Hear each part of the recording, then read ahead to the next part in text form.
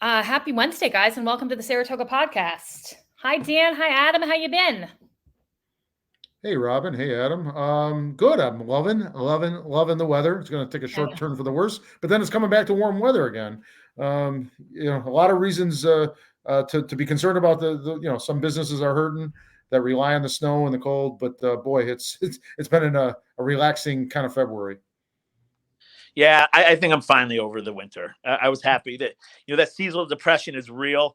I was bummed out. I was at the point that it's the dark and the short days, and then the warm weather just yesterday brought me to life. So bring it on. And we turn the clocks ahead in 10 days, so that'll be even better. I thought we could talk about this another time, but I thought that we'd gotten rid of daylight savings, but I guess I'm wrong. Yeah. I remember when it was sort of declared, right? But yeah. I don't know what happened along the way, but I know I'm turning my clock ahead. Darn it! I know. Right? I know. Well, listen, we have so much stuff. Sorry, I'm having lighting issues over here. We have so much stuff to talk about today. The Attorney General report. We have a City Council recap from last week. We have a guest on to talk about the paid parking program that's going to be implemented shortly. We have just lots to talk about. So should we get into it, guys? As a quick teaser, Robin, is it going to be implemented shortly? Yeah, that's well, watch and see, Dan. Watch and see. Sure, we'll be able to tell people definitively as soon as we get to it. Sorry, Robin. One last thing, folks, don't forget we take comments and we read a lot of them, not all of them, but we read them and we respond to them. Yeah, if you're on I was going to say, pretty controversial. There's going to be a lot of topics covered, so feel free to chime in because you might not feel the same way that the panel does here. Yes, absolutely. Feel free to chime in. We love dissenting opinions, especially. We love not agreeing because we think that's the best way to kind of hash some of these things out. So the first thing I wanted to bring up, because I just think it would be kind of weird not to, guys. Obviously, I was in the news a bit last week with the Attorney General report being released regarding the protests in Saratoga Springs. Over the years that I was public safety commissioner. And, so last week wasn't my most fun week of all time. But I just wanted to briefly touch on it and then we can get back to it later in the show and see if you guys had any comments that you wanted to share or thoughts that you wanted to share on the subject. We'll be talking later. And I think at some point, Robin, you were going to step off. Is that correct? Is that how we figured it out? So I think, if we have a guest on to talk about it, I will probably step off. But today we didn't have a guest on specifically to talk about the AG report. So I'm happy to stick around if we want to chat about it. Adam, I know you had some comments right off the bat. And then again, we'll get to it a little bit later in the podcast more extensively. Sure. So, my feeling after reading the report and seeing some of the other actors at play comment on the report, I have a problem with Tish James politicizing the AG's and our justice system. I think you see this, not to bring national politics into the show, although sometimes I wish we would talk a little more about it. But when she was able to convict or get the conviction against Donald Trump for misrepresenting the value of his businesses, she did a great job, and she did what an attorney general should do. She then began to start tweeting about the interest he owes on a daily basis, which for me is grossly unprofessional. The attorney general office should be blind to justice, should go in there and execute the rule of the law without favor or without letting her personal bias get involved. I mean, this to me just is the height of unprofessional. It'd be like a police officer arresting somebody and then trolling them. And then, how can you trust what she says or does when she's that politicized? And again, it's the same reason police officers won't arrest somebody and then brag about it and go on social media and troll them on social media because it's highly inappropriate. And I think we see that's why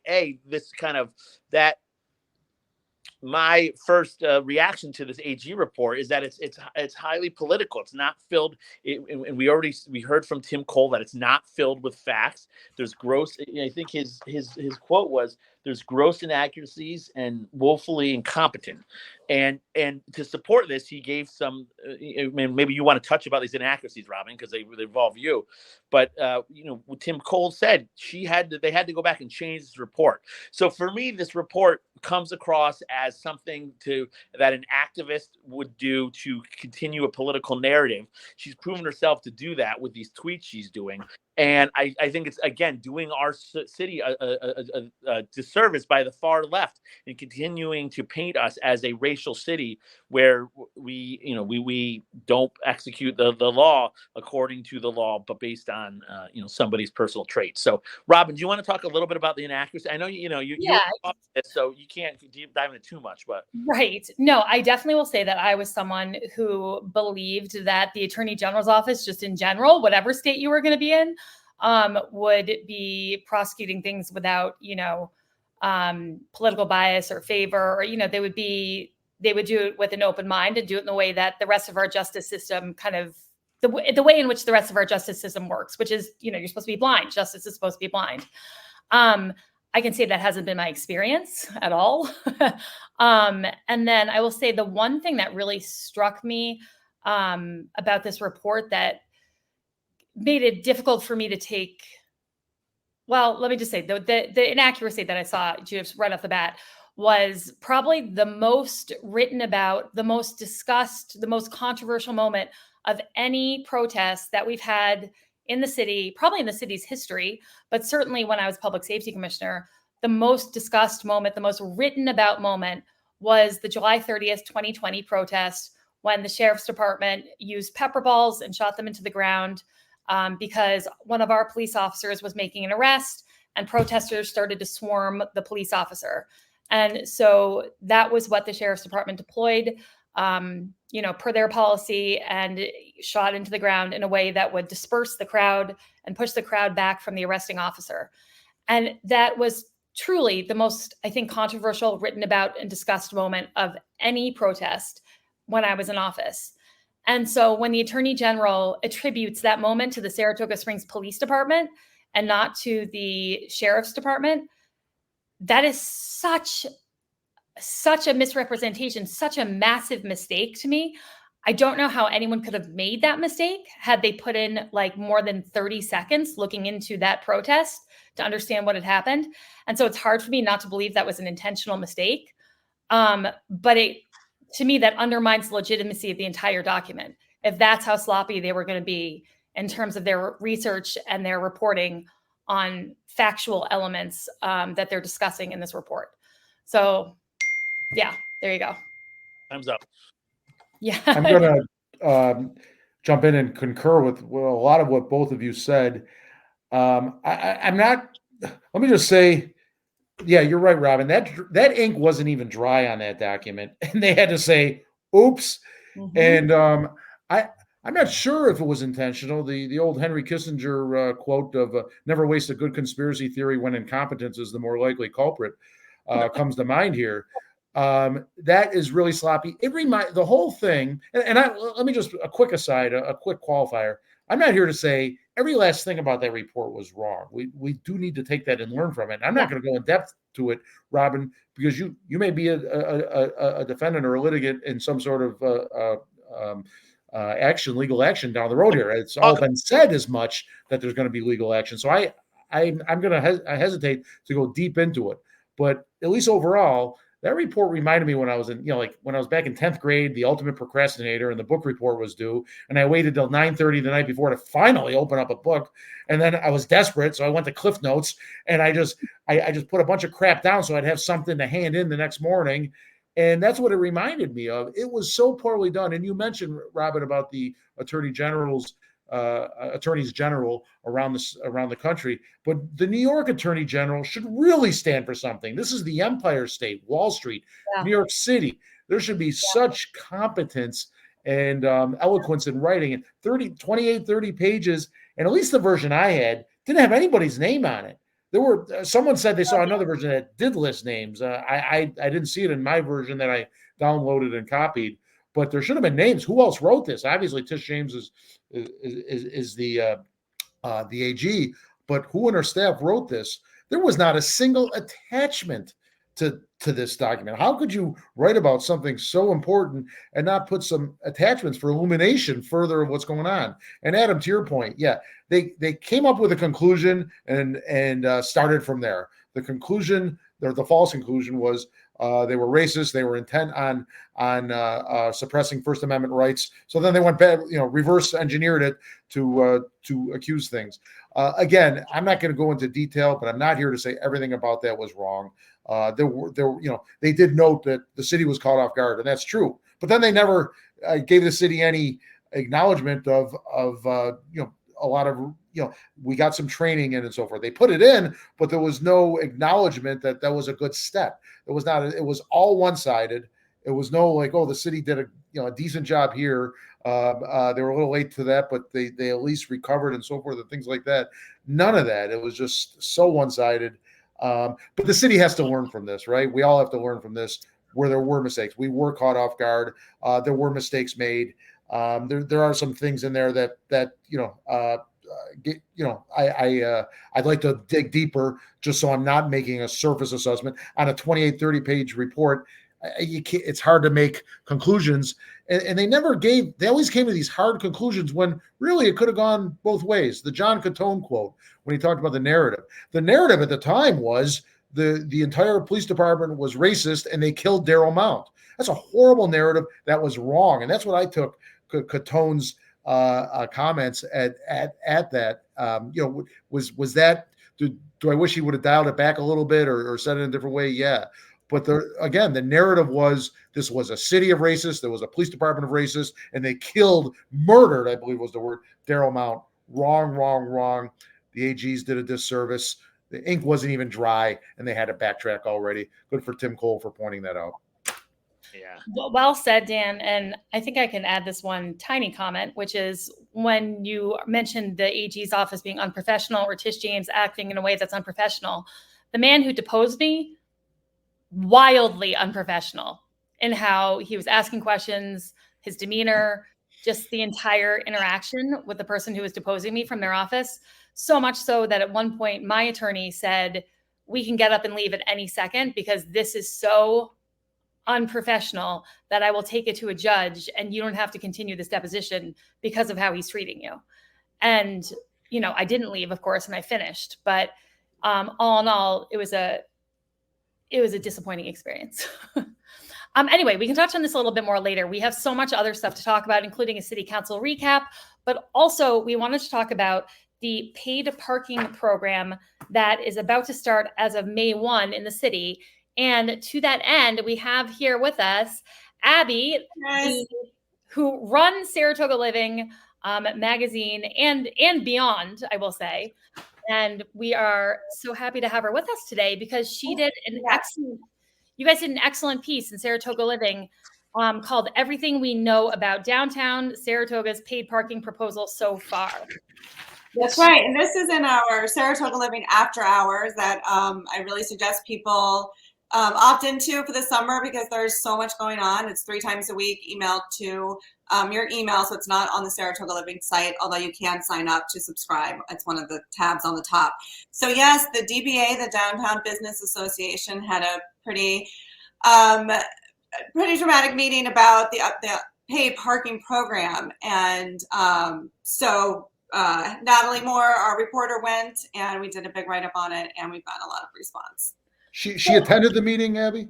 Yes, actually 2 people from our staff were there because we are members. Okay. And so we just thought we didn't want to wait until the public hearing. We wanted to give the floor to the business owners first, and the residents, I'm sure, will have a lot to say about it as well. They will have their chance whenever they announce the public hearing about it. And I did just call the Department of Public Works to find out if one was set.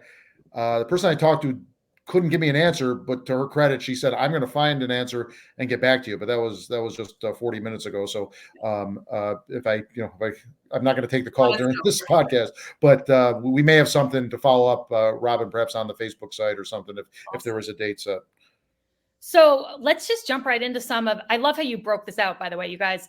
Really, again, recommend signing up for the Saratoga Living After Hours because it's just good stuff in general. But this article in particular is so meaty.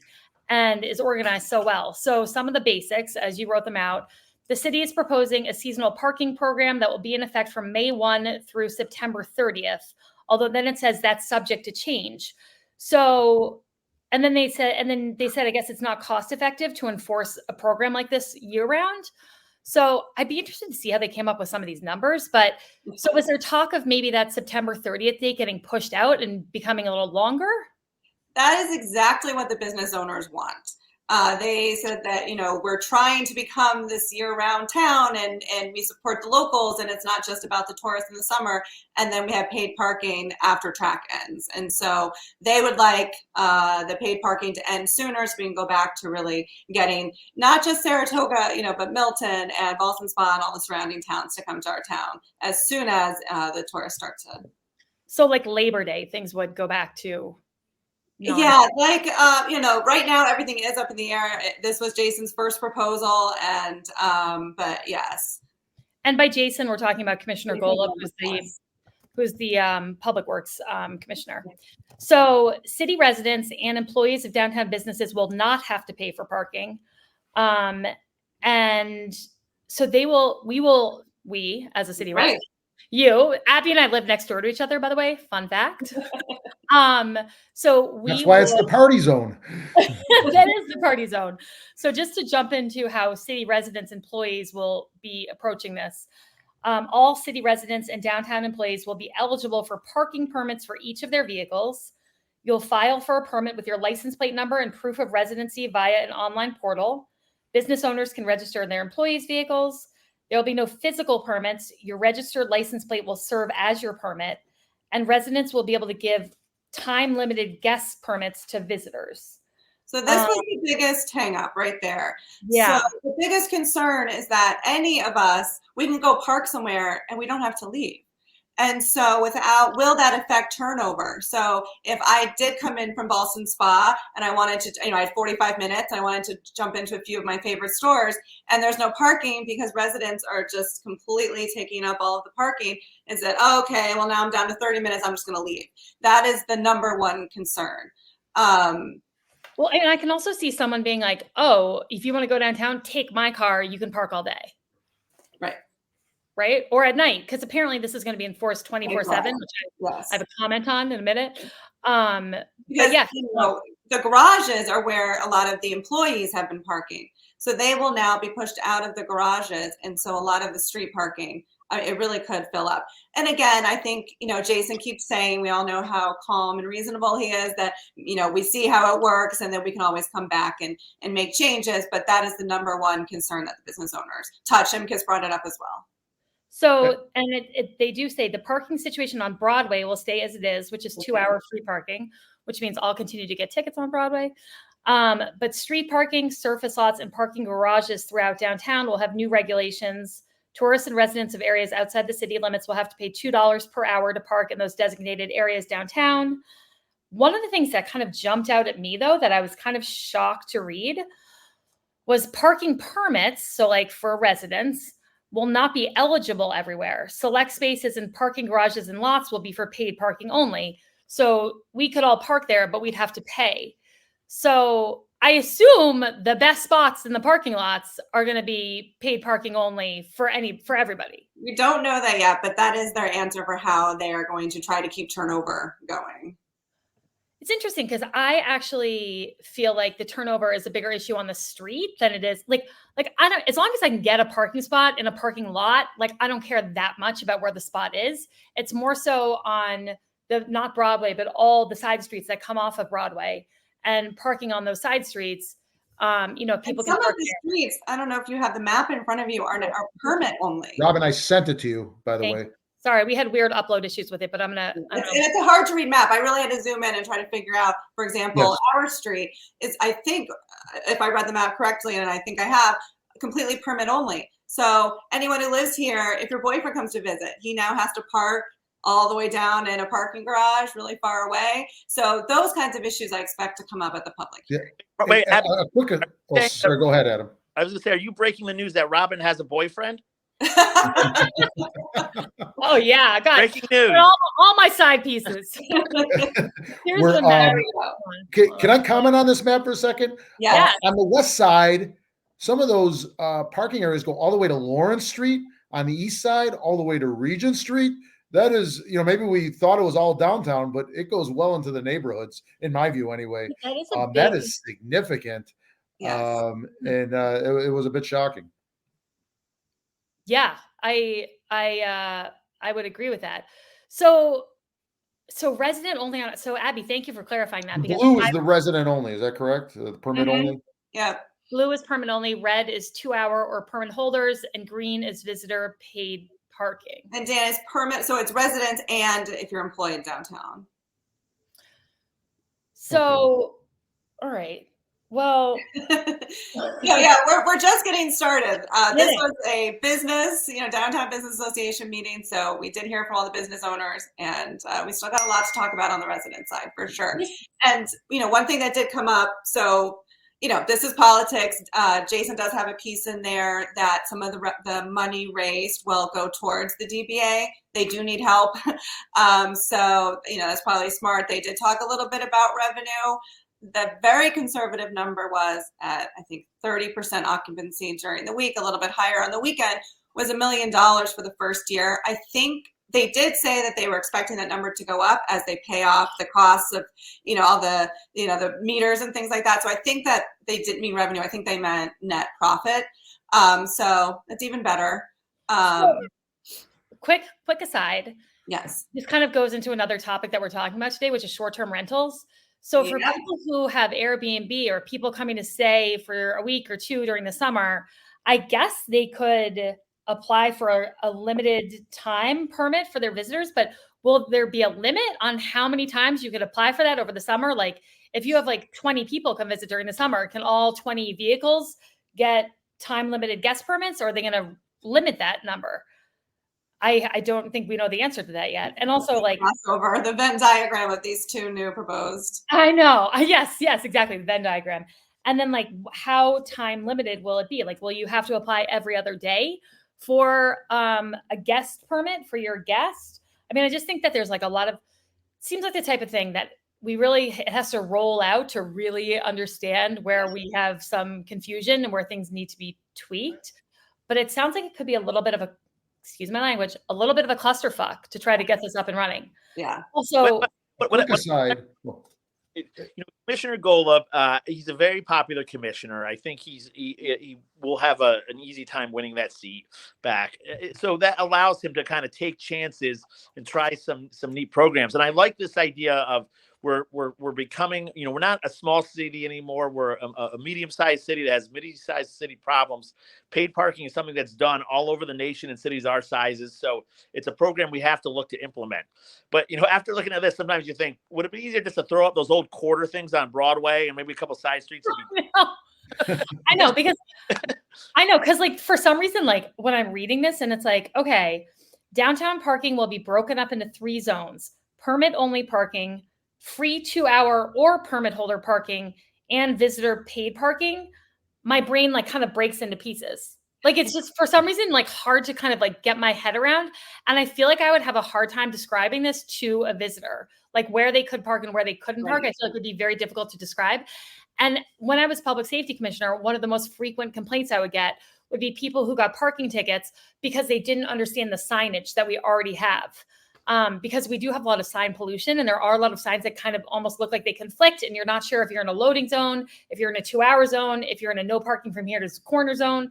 And so people get really upset, and it was usually people coming from out of town because they just didn't understand the signage. So I'm just thinking we're keeping that signage for the most part on Broadway, then we're adding these 3 different zones and these options. And I do think it's I wouldn't want to be the person who has to message this, from a marketing standpoint, because I just think it's I think it's kind of tricky. And then we get to paying to park. So how are we actually paying for this? There'll be pay stations for cash and cards located in the garages and parking lots designated for paid parking. Mobile pay will also be available. If you wind up needing more time than you originally paid for, you can add it via your mobile device. So presumably there's going to be an app that you download. Mm-hmm. Awesome. Just would love to have another app on my phone. To take your money. Yeah, the only app I like is the one that comes before entrees. And then paid parking will be enforced 24 hours a day. So this was my other little question. So I don't know if I should be sharing this, but previous to this proposal, I know when we have parking enforcement out, and I can tell you it is not 24 hours a day. It is not even really 12 hours a day. We don't have people out ticketing, around the clock. So they're going to have to hire a lot more parking enforcement, like significantly more, if they're actually going to be doing this enforcing it 24 hours a day, which is a significant cost in and of itself. Because you'd probably have to hire at least, I would say, 3 more parking enforcement officers, which would double. The readers that go around and can automatically read the license plates. Right. I don't know if that's a person with a reader, and then if that makes it faster so they can kind of zoom through the. Yeah. Well, you still got to put something on the car, right? Yeah, it does make it faster. You ride around, it's a license plate reader, it's an attach, something inside your car, but you still got to get out and do it. My guess is mail it to your house. Twice a year they'll do it at 3 a.m. just to put the scare into people, but they won't do it that often. I'm going to jump in here. My significant issue with this proposal, as well as the short-term renting proposal, is it seems like the major impetus of this is money, to get money into the city coffers, which would be fine generally, but if it undoes our great downtown, both in our whole area, from the short-term rental thing, where people come here to spend money and go to the track, and the hotels are full, so they've got the option. Going jumping subjects here a little bit to the short-term rental, but it's all about money. And I'm sorry, I said this before when Commissioner Golub was on. I'm not buying the revenue projections. I believe Commissioner Golub believes that they're conservative. He's being honest. Don't get me wrong. But what always happens, whether it's parking or red light cameras or speed cameras, the money always comes in lower, at least initially, than was projected, significantly lower. And they always say, well, the equipment didn't come on time, or there was an equipment breakdown, or there was a software malfunction. Fine, you're right. There are reasons for that. But almost invariably, the projections are not where they are. And if we destroy downtown businesses in the process, or at least harm them in the process, holy cow, what did we do? Can I just say one thing? I would rather have red light cameras at every freaking red light in the entire city of Saratoga Springs than I would have than doing this. Like, I would prefer that, because we've got kids and pedestrians crossing the street everywhere, and people do fly through red lights all the time, and it would make things it would make things significantly safer. It would bring in revenue. And it would enforce traffic laws that, again, we're a pedestrian-friendly city. It would just keep everything safer, and you could use the revenue in the same exact way, and you wouldn't have to do any of this garbage. So, Jason, if you're listening, call Tim Cole. Tell him to just do red light. I mean, honestly, am I wrong? Wouldn't you? Yeah, I think it would require state legislation, because we have them in the state, New York City and so forth, but they're very limited, subject to state approval in legislation. Abby, let me ask you, and maybe you said this, but so to sum everything up, the business community, are they totally against this? Are they against this with revisions, or are they pro this proposal? And then I don't think we know from the residential community yet. Is it? I know that's a kind of 2 questions, but is that correct? No. So we actually don't know. They were only sort of bringing up their concerns, especially because some of the money goes to the DBA. Some of the money is going to go to some, other fixes around town, keeping up with the garages long term. Of course, they want that revenue coming in. There were just a few things I think they want fixed first. Personally, I moved here from California. I'm used to paying, every time I leave my house. There are ways that you can do it. And I personally think that they'll get there. I am very, very interested to see what the residents have to say, just because I can't imagine, like I said, looking outside and my friends not being able to park right in front of my house anymore when it's completely empty. I think there's more revisions too. And also, I misspoke a little bit earlier talking about, what September after Labor Day looks like. The more that we work to get those tourists in here year round, the more this sort of stuff matters, and the more that we want to always keep our eye on the locals that also keep us in business. Because if we're doing something geared towards the tourists, and then we're making it so our folks from Boston Spa can't swing by for 30 minutes if they want to, I think that is going to be one of the biggest issues as well. So if you guys don't mind, I'm going to read the quotes in this article from Maddie Zanetti, who is the owner of Impressions and Dark Horse Mercantile. And the Zanettis are a family that is well known in Saratoga Springs for their businesses, for everything they do for the community. And so oftentimes they are, they're people who people really stand up and pay attention to when they have an opinion about something. So in this article, it says, quote, "Some people are only stopping in to grab a coffee or pick up an order, and some just come here to walk around and enjoy the social aspect," says Maddie Zanetti, owner of Impressions and Dark Horse Mercantile. "We could easily lose those people if they are being charged to park." And then she also says again towards the end of the article, "Hopefully the revenues will help to improve our downtown, but I worry that the revenues raised from parking may not always outweigh the revenues lost in sales tax collected from the small businesses that there are people are coming downtown to support." So, I mean, that seems very reasonable to me, those concerns. And I will say, for people who have been kind of a little panicked about this when they learn about this, the one thing I do say to them is that the one thing I know about Jason Golub and how he's functioned as a commissioner is that he's not going to put a program in place that isn't working and continue to do the program, even if it's not working the way it's supposed to work. He's just not that type of guy. He'll adjust, he'll course correct, and based on the success or lack of success.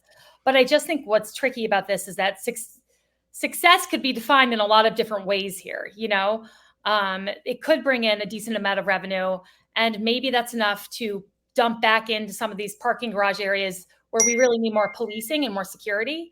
And maybe that's done in a way that, even though residents are irritated about this plan, they can walk through the Woodlawn garage without a problem, without seeing vagrancy, without being harassed, and that outweighs the negatives. Do you know what I mean?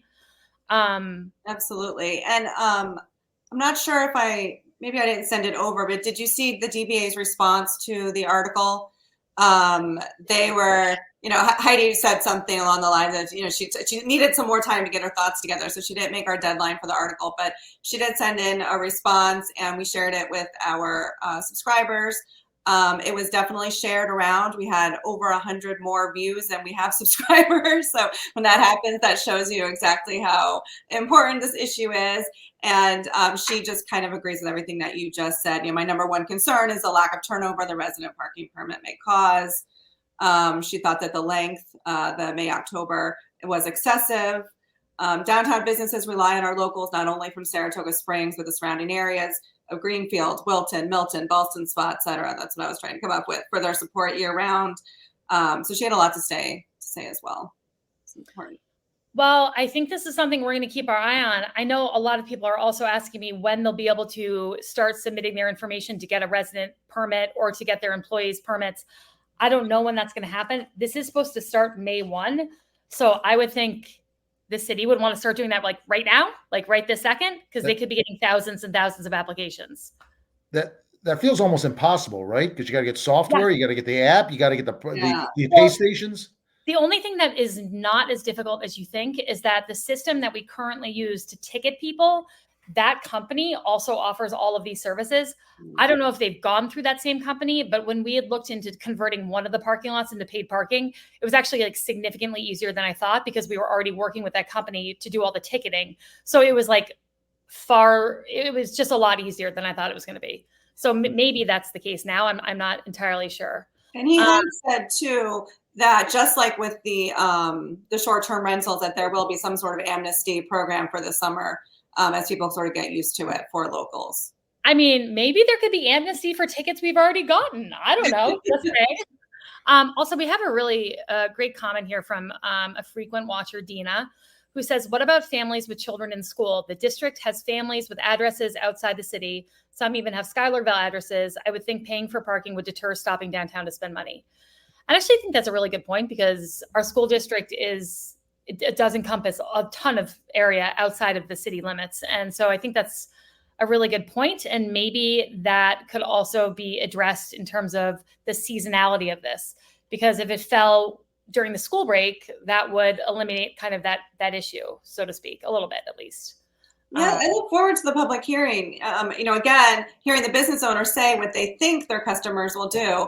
It will be very interesting to hear from customers such as Dina about what they will do, right? So. Yeah. I'm sure Commissioner Golub is really looking forward to that hearing too.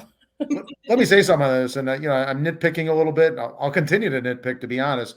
But I tip my hat to Commissioner Golub on this issue for this is a significant amount of his staff as well, obviously. Significant amount of research, preparation of documents, political capital. Right? That this could hurt him.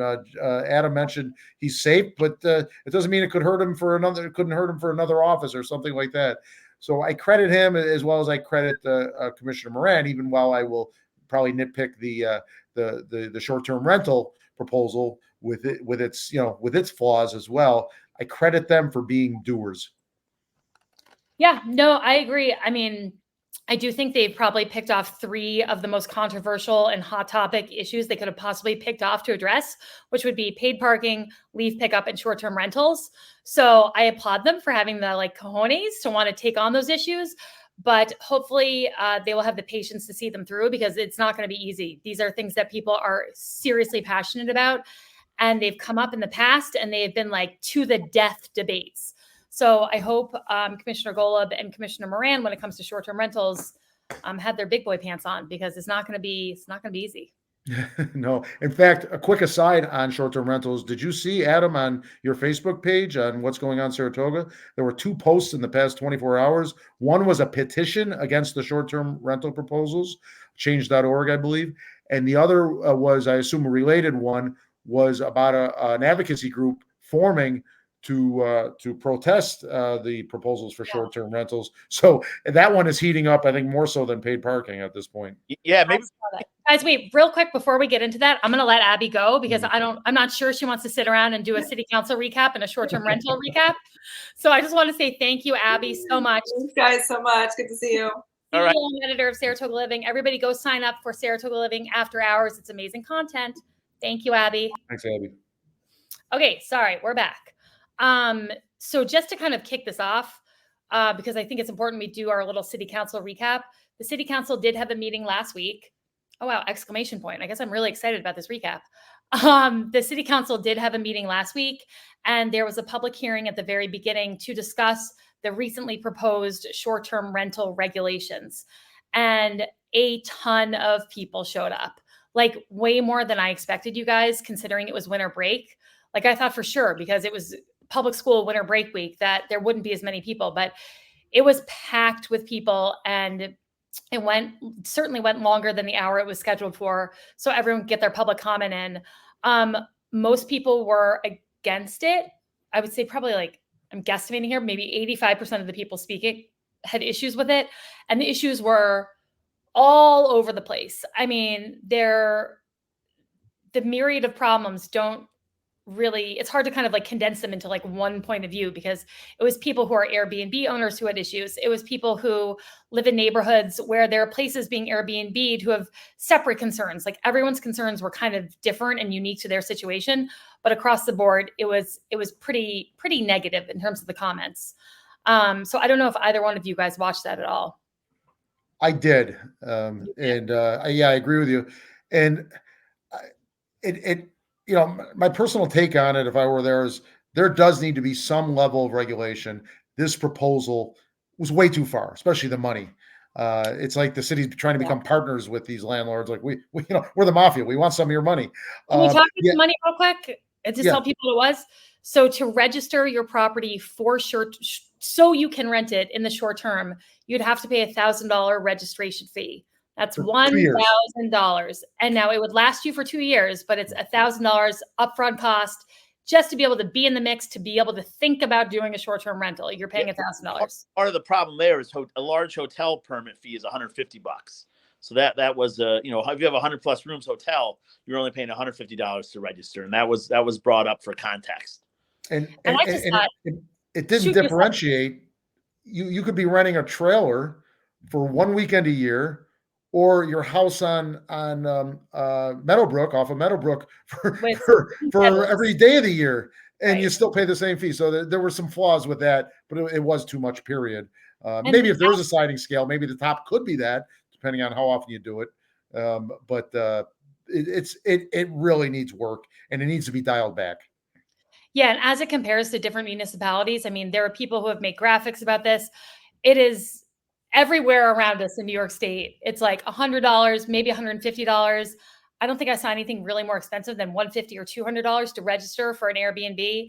So this is like way off in terms of that $1,000 fee. And I just thought, from a political perspective for Commissioner Moran, when that's the first thing people see, it already gets them into just kind of a negative headspace about what's going to come after that. And so I thought he kind of shot himself in the foot a little bit by starting off with that $1,000 fee.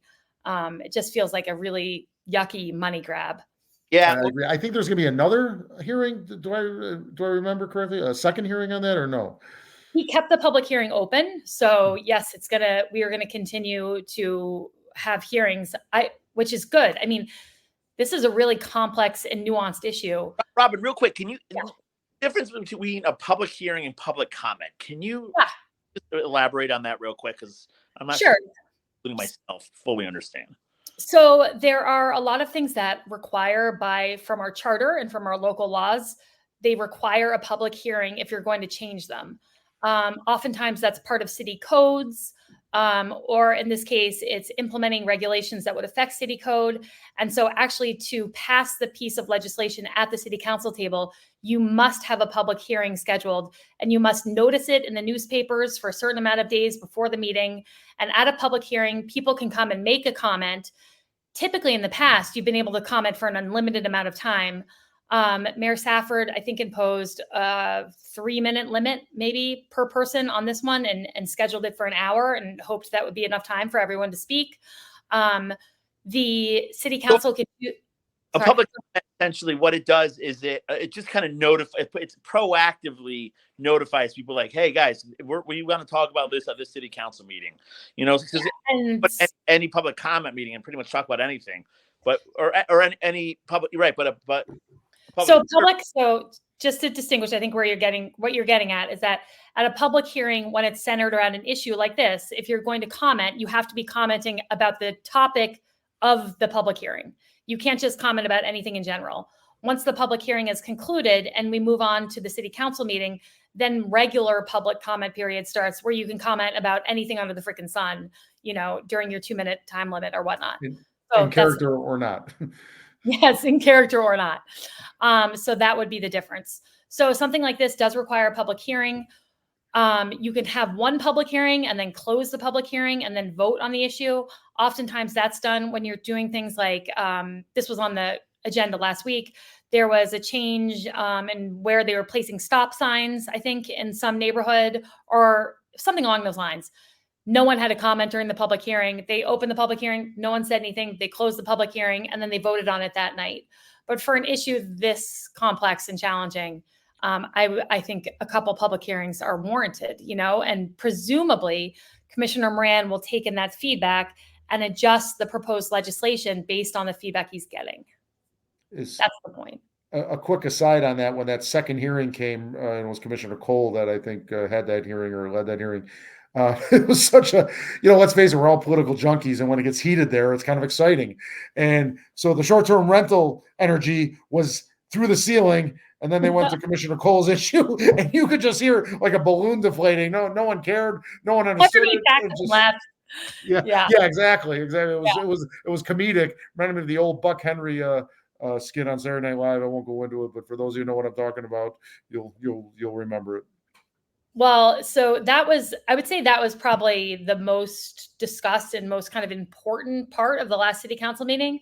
But then the other thing that did come up was a bit, at least, was the on-call pay controversy having to do with the deputy commissioners. That's been kind of percolating for the last couple of weeks. That came up again during Commissioner Moran's agenda because Commissioner Moran is proposing a change in grade, in civil service grade, which is tied with pay for a few of the employees in his office. The change in grade was approved by the Civil Service Commission. Then it goes to the city council where you vote on it.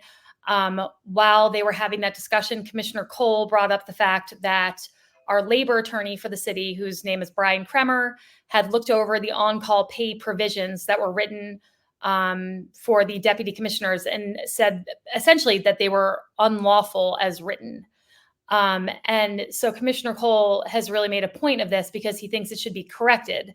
And so when Commissioner Moran was trying to make these changes in grade and pay for some of his employees, Commissioner Cole said, essentially, I'm not going to vote on anything like this until we're able to address this unlawful element of how some of the employees are being compensated. So he wants to address that before he votes on people getting a bump in grade or a bump in salary who are working in City Hall. So he and Mayor Safford, I believe, both voted no to the proposed grade changes in Commissioner Moran's department, but they were outweighed by the 3 yes votes from Commissioner Moran, Commissioner Songvi, and Commissioner Golub. So both items did pass, but that issue was brought up again.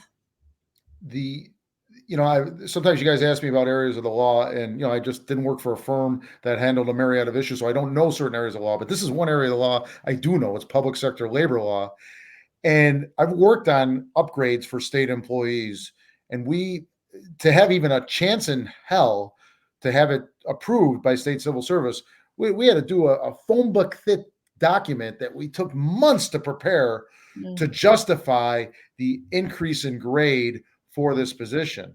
My concern is Saratoga Springs, kind of like a different issue, but the Van Dam issue, where it just comes up for a vote and sounds good, let's vote it in without research, without clarifying what the law is, without written justification, documented research justification. And I don't know anything about these positions. They may have deserved these upgrades for a long, long time, but until you put it in writing and make a justified argument for that, this city just keeps shooting itself in the foot and doing things willy-nilly. Wait, just so you know, Dan, so since I'm the geek in the group and listen to all the freaking meetings, I listen to the Civil Service Commission meetings, and what you're describing does happen to a degree at the Civil Service Commission meetings, because there's 3 commissioners on the Civil Service Commission, and they have to approve these upgrades in grade or pay, and someone has to basically come before them and make the argument as to why they're asking for these grade changes. And so in this case, it was the Deputy Commissioner of Accounts, Stacey Connors, who went and kind of made the case for these grade changes to the Civil Service Commission. They then voted to approve it, which is then it goes to the City Council. So there was kind of an element of that happened before. Was there a written submission though, as well, or just oral argument or a verbal presentation? Yeah, that's a really good question. I'm always listening to it on my headphones, like doing other stuff, like usually cleaning the house. It's a really glamorous life I lead. And so I can't remember off the top of my head if she submits something or if there's an application that's submitted in advance. So I don't totally know, but there is a process at least. Yeah. Now, just because New York State does requires essentially a phone book thick document, I don't expect Saratoga Springs to have the same thing, but I expect a well-researched, well-argued, well-thought-out written submission of, I'm not going to give a number of pages, but of something, of some substance. This is city taxpayers' money, and as well for the employees as well. They deserve to have it well thought out, well written, well presented. Yeah, no, I totally agree. I totally agree. As the city, it is, especially from 3 years ago when that city council came in, has been very good at spending and raising taxes, and that's we constantly hear: spend, raise taxes, look for alternative revenue sources. Which raising taxes, and it is justified in some cases, but this is over the top. And as a city, we are changing the fundamental dynamics of our government when we were becoming we had reasonable taxes here, but there's only so much of a burden the homeowners can take. And every one of these adds up into unbalanced budgets, or budgets that need to be balanced by raising taxes, as we're seeing. So I'd really like to see a little fiscal responsibility, prove it, actionable, not just words, but let's go through a year without raising taxes, and then let's talk about raises and spending more money. I kind of agree with you there. I do feel like, especially the last city council had no fiscal, there was not one person on there who was kind of worried about the money. And they did seem to spend a tremendous amount of money. And despite the fact that we had incredibly, incredibly healthy reserves, still raise taxes and still feel the need to implement, for example, this paid parking program, or put $1,000 fees attached to short-term rentals as revenue raisers when we had a really healthy fund balance. So I don't know if they're predicting these massive expenses in the future that we just don't know about, that we're having to like prepare for or what. But it does seem like we need a little fiscal, more fiscally conservative choices to be made. I would appreciate that at least. And let me say, going back to the separate on-call issue, the previous council, at best, that was a debacle, right? At best, it might be worse. It might be criminal, perhaps. Yeah. And so when the separate issue of raising grades and pay and so forth is done, I don't have confidence that it was done right. Now, maybe it was. Maybe there is a submission out there, a written submission, and there was some procedure followed and so forth. But I don't have confidence in that happening. And what's hard for me, Dan, and I feel like this will resonate with you as an attorney, what's hard for me is that when the labor attorney, Brian Kremer for the city, who's been used for the last many years, has an opinion on something, the city attorney, Tony Izzo, agrees with that opinion, but the city council still feels the need to get an alternative opinion, like a third opinion, because they don't like the opinion of the labor attorney and city attorney. Yeah. Like, you're going to just go opinion shop? Like, I'm kind of like at a significant cost, by the way. Yeah. Right. Like, you're already paying your city attorney. You're paying this outside firm. Yeah. And so sorry to interrupt you, Rob. Now we're going to use taxpayer funds to get a third firm involved. Exactly. Then if you're going to do that, then fire the labor firm, because you have no faith or trust in his knowledge. And he is a good attorney. He is a respected attorney. Shame on the city council for just disregarding what again, we as city taxpayers paid for that attorney's time and effort and whatever he submitted to the city, and the city council, nope, this is what we want to do. And that smells. That smells. I think so too. I think it's actually total bullshit. I think, we pay to have a labor attorney. We've already paid him to give an opinion. We pay to have a city attorney. We've already paid for that opinion. Why would we pay for a third opinion from an outside law firm that's going to cost a really decent amount of money? Lawyers ain't cheap. I don't get it. I think it's crazy. Who will come to the same conclusion, by the way. If it's a good, experienced labor attorney, I submit he'd come to the same conclusion. Yeah. Anyway, you guys, I want to move us along just a little bit, because we have another very, very controversial issue that we wanted to talk about. And we gotten a lot of feedback. I don't know if you guys have, but I gotten a lot of feedback from people that we should have brought this up earlier and talked about it earlier, because it has tugged at so many people's heartstrings and been upsetting for so many people I hate to say it, but on both sides of this, it has been upsetting for people. So Adam, I don't know if you want to kind of recap this story, or you want me to recap this story, but essentially, go ahead. But you recap and I'll give my okay. So essentially what happened was, back in January, there was a cat named KANE who lived near the Spring Street DELI, which is on Spring Street on the east side of town. And KANE is an outdoor cat and would, bop around the neighborhood and would occasionally go into Spring Street DELI. When he went into Spring Street DELI, this cat was fed little scraps of food, I think sometimes by customers, sometimes by employees. One way or the other, this cat knew that if it wanted a quick snack, a great place to go was Spring Street DELI. So it sounded as if the owner of Spring Street DELI started getting very frustrated with this cat being in their establishment because of reasons why you would not want a cat in a restaurant.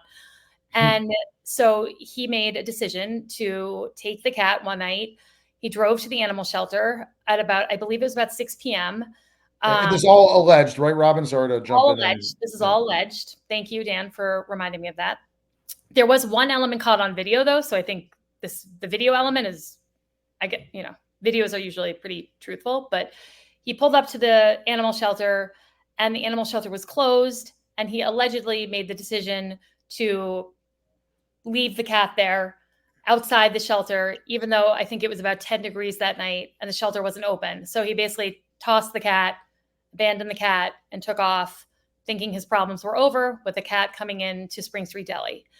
That moment was caught on camera. And so the whereabouts of the cat are still unknown, but people in the community are aware that the owner of Spring Street DELI was at the animal shelter and did release this cat into the basically street because the shelter was not open. And they're very, very, very upset.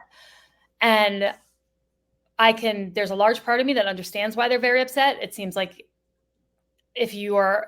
to think about doing something like that seems extremely unhumane. And if it was my cat or my dog or my pet that had happened to, I would be extraordinarily upset that had happened. There has been an outcry from the community, though, that has been, it's been very overwhelming, I think, to a degree. There are moments where I am like, this feels like a human baby was tossed out a window, because the outcry has become so extreme from some people. There have been everything from like regular grid searches done looking for this cat, to multiple social media groups that have formed looking for justice for KANE, the cat. They're selling T-shirts. They're very, very intent on holding the owner of Spring Street Deli to account. To that end, he has been arrested and charged with, I believe, animal neglect or cruelty. I believe that's the charge. He has had his initial court date. Nothing has been decided yet in court. I believe there was a plea bargain that was offered but not accepted at the time. But I do also know, on the flip side of this, that the owner of Spring Street Deli and his family have gotten multiple death threats from people online and otherwise. And it has been extraordinarily traumatic and upsetting for that man's family to go through this and to receive, death threats in general are not something anyone wants to receive at any point in time ever. And I think it's upsetting that people have responded in that way, despite the fact I understand their passion and how upset they are. That's still not the right way to articulate that. The main focus from people who have been upset about this and following this has been to shut down Spring Street Deli and to boycott that business. And that's really where all their efforts kind of have been focused, on finding the cat and boycotting the business and shutting down the business. So I think that's a pretty good summary of where we are. I obviously have a lot of opinions about it. Adam, I know you have opinions. Dan, I'm sure you have opinions too. But Adam, why don't you kind of share with us your thoughts here? I'll say I have a lot of close connections to this. I live less than a block away from Spring Street Deli and from where KANE lives, the cat, or where KANE did live. I know I grew up with one of the family members of the Spring Street Deli ownership, so I know them well. I'm somebody, I've had I've rescued 2 cats before, 5 rescue dogs before, not all at the same time, but I've I'm somebody who has a deep respect for animals as well. I know I'm not here to justify what the owner of Spring Street Deli did. I think it was a dumb move. I think everything it was a teaching moment for my kids, where you have to every decision you make like this, you have to think about what the ramifications are. I think he was fed up with this cat. He took it to the he was going to take it to the animal shelter, which again I think is an appropriate response to if you had a nuisance animal around your business, and up until the point of where he left it at the animal shelter. I think that was a stupid move. A real dumb move, and I don't condone that. With that being said, I know this family. I know how hard they've worked for that business, but I know they've had this family, without going into too much personal detail, has faced struggles that probably none of us have. They've overcome challenges, and they're still fighting things unrelated to this that for me gives, before this game, and especially for the other family members, a lot of admiration for what they do and what they've gone through. So I think it comes down to, what is justice? This family has paid a price. I know they have. And it's a very serious price, and it was a very serious action.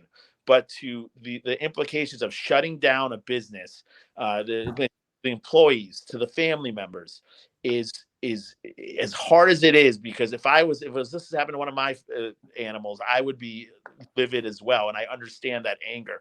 But at some point, the punishment has to fit the crime. It's in the court systems now, and the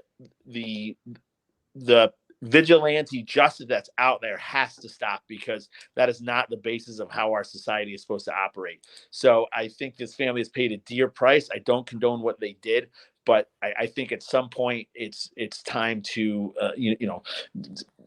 remember that it was a sweet cat, and still praying they find the cat, but you can't essentially sentence a family and a business to a death sentence for a really dumb move. So that's my thought on it. Can I quickly read the apology that the Spring Street Deli owner offered up? Because I do think this is part of how there's been a lot of mishandling, in my opinion, of things since this incident happened. One of the ways in which I thought it was mishandled was through the apology that the Spring Street Deli owner put out, because I thought it was a piss poor apology, and it kind of enraged people further. So the apology that was put out on January 30th, so a month ago now, was, "Dear community, I would like to offer my heartfelt apologies on behalf of Spring Street Deli and Pizzeria for any disappointment or inconvenience caused by recent incidents. Our aim is to provide a positive experience for every customer, and it deeply saddens me to hear that we have fallen short of your expectations. We take your concerns seriously, and we are actively addressing the issue to ensure they don't happen again. Your feedback is crucial in helping us improve, and we are committed to regaining your trust. Thank you for your understanding and continued support. So to me, as like someone who does a lot of PR, that is bad. That was a bad attempt at an apology. This is a person who's in a legal situation, so they clearly can't be specific because there's a pending legal case, right? Are they very handcuffed though with what they could say? Right. So that's exactly my point. If you can't put together a decent apology because of a legal situation, then shut your mouth, because saying that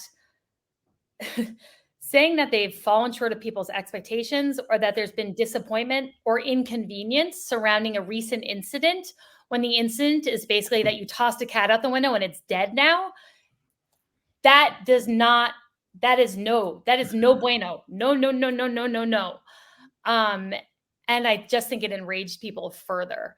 And again, I am just alleging that this cat is dead, and I hope the cat is not dead. I would love to see some like miracle, or secretly it's been at Adam's house this entire time and he gets to like rise from the ashes with the cat. But unfortunately, everything we know about winter and a cat and, all the challenges that would face, my guess is we're not going to be seeing Kane the cat. So again, just not great that he wants to apologize, but not the right words. Anyway, Dan, go ahead. Yeah, just a quick update. As of last week, there was a Gazette article, and he was offered a plea deal in court, Milton Town Court, to a conditional discharge, but he had to agree not to have a pet for 50 years, which is significant. And he's scheduled, at least as of last week, he was scheduled to appear in Milton Court this coming Tuesday. Now, these things are often adjourned. With this level of emotion, it wouldn't shock me if that court date on Tuesday was adjourned to a later date. But that's the last I knew from the article from last week. But yeah, that apology reminded me like it was akin to an email you might get from a chain restaurant after getting a bad meal. I know, or like AT&T after the outage last week. I'm sorry? Like AT&T after the outage last week. Oh, yeah. You know what I mean? Like something like that. Here's $5. Go away. Yeah, exactly. Yeah.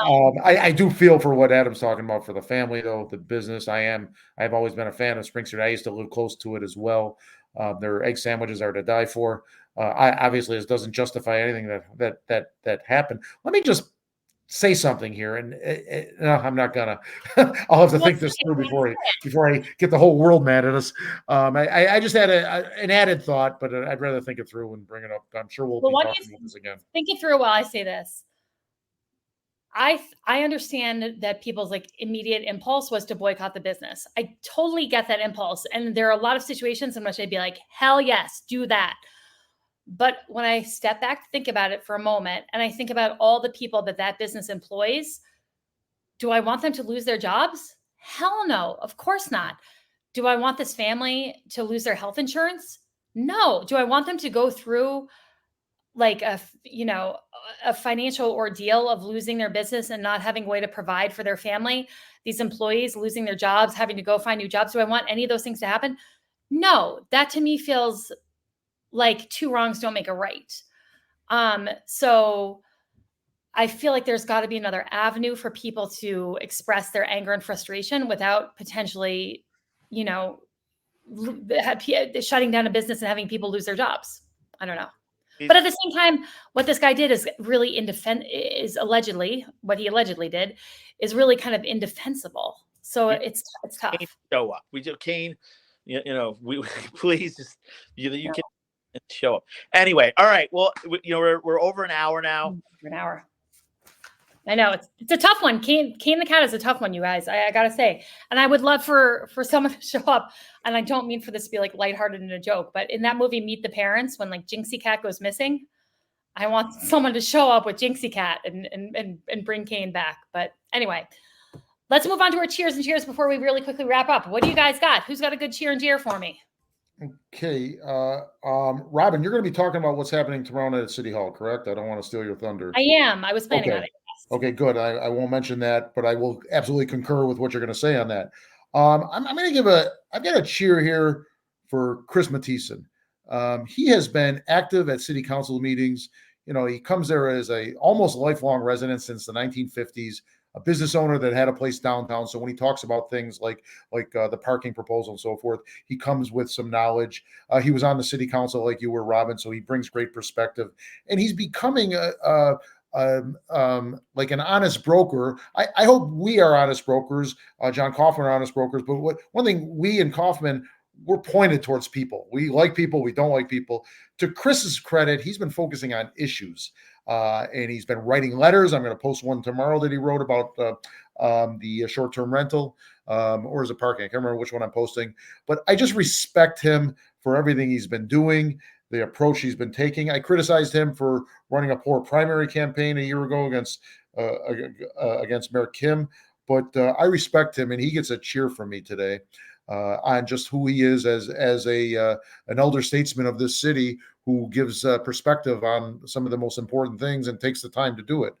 My jeer, and this one's a bit old, but it relates to Chris Mathieson. It's a Chris Mathieson love fest because I am still mad that Ron Kim, one of his last acts as mayor, was to falsely accuse Chris Mathieson of causing the problems on Van Dam Street. 2.5 months later, I am still really mad about that. Chris Mathieson is owed an apology. If Ron Kim won't do it, then the current city council should do it.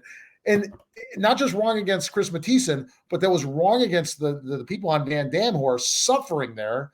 And it's this guy that caused my re-election campaign to fail. He's your problem. I mean, to use the people on Van Dam and their problems for political retribution. Damn it, I'm still pissed about that. I totally agree, Dan. And I'm also just realizing if I try to do the cheer I want to do, I'm totally going to start to cry, which I really don't want to do on this podcast. So Dan, will you do my cheer for me? Because it's just about tomorrow night and okay. Yeah. Yes. Tomorrow is February 29th, a leap year. Our beloved late Commissioner Skip Scirocco was born on leap year. That's why he was called Skip, as I understand it. And the city council is going to be dedicating the music hall. And Skip was a musician, and he was also the one responsible for refurbishing the music hall after the fire. They are going to have a ceremony at 5:30 p.m. at City Hall, honoring Skip Scirocco and naming the music hall after him. And everybody that knew Skip, loves Skip, or just loves this city. And I can't say the many things he brought to this city in such a good way. John Kaufman wrote a beautiful blog post about him on the What's Going on Saratoga Politics, or what Saratoga Springs Politics blog. Robin, I'm sorry, you got to say more because I didn't know Skip personally. No, you did a great job, and I freaking hate. I never cry in life, and I feel like I've cried like twice on this podcast already. No, I appreciate you doing that because it's just hard for me to talk about. Skip and I sat next to each other in the city council. He was one of the kindest, loveliest men I've ever known, and I miss him terribly. So I'm just happy that we're doing this dedication and happy that I can be there. But anyway, moving on to my jeer. My jeer is really stupid and superficial, you guys, but it's right here.